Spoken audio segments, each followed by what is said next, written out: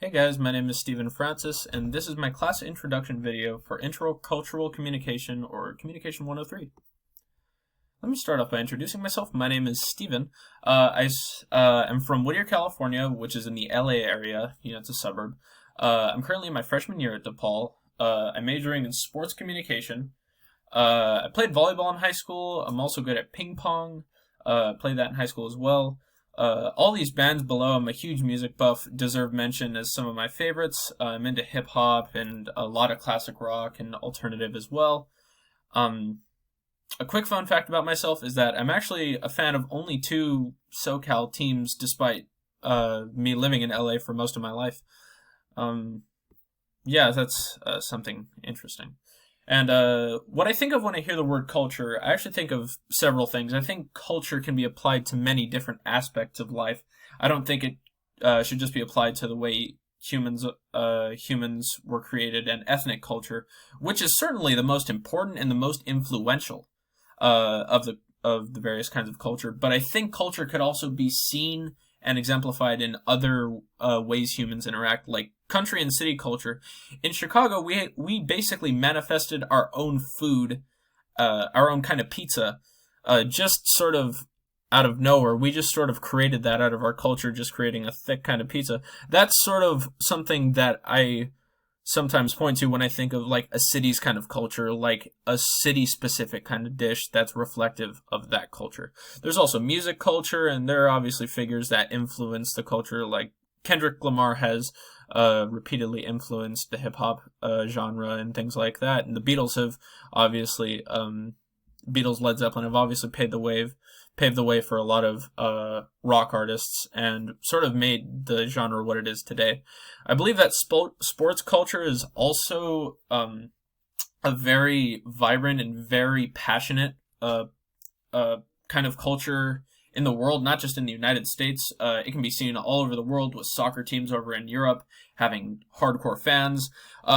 One thing I love to point to is that sports culture can make people do some crazy things, and the Green Bay Packers have adopted the Cheesehead moniker after an insult from the Chicago Bears, calling them a bunch of cheeseheads.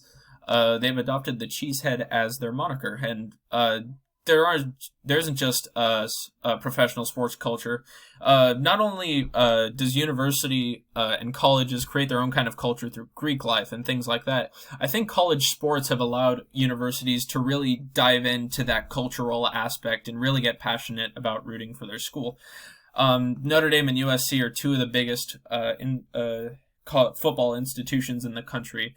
And them being from such different backgrounds, and Notre Dame being from a rather conservative area, and then USC being rather a liberal sort of area in terms of their identity, I think college sports have really allowed colleges to get into sort of a cultural mindset.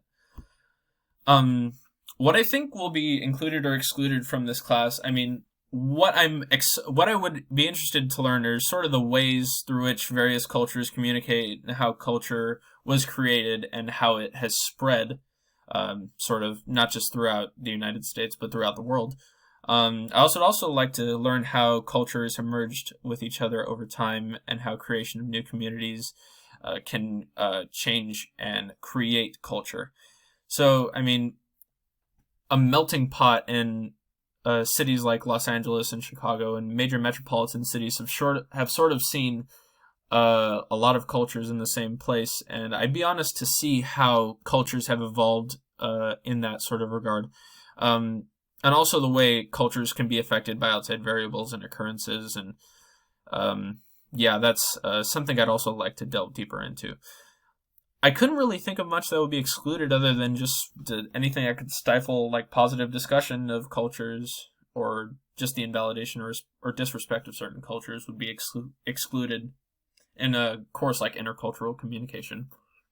And one intercultural moment that I enjoyed was my first time at Los Angeles's famous Olvera Street.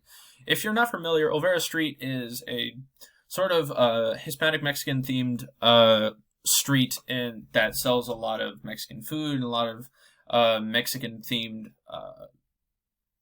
just goods and whatnot. It's a very culturally rich part of Los Angeles, and I'm half Mexican myself.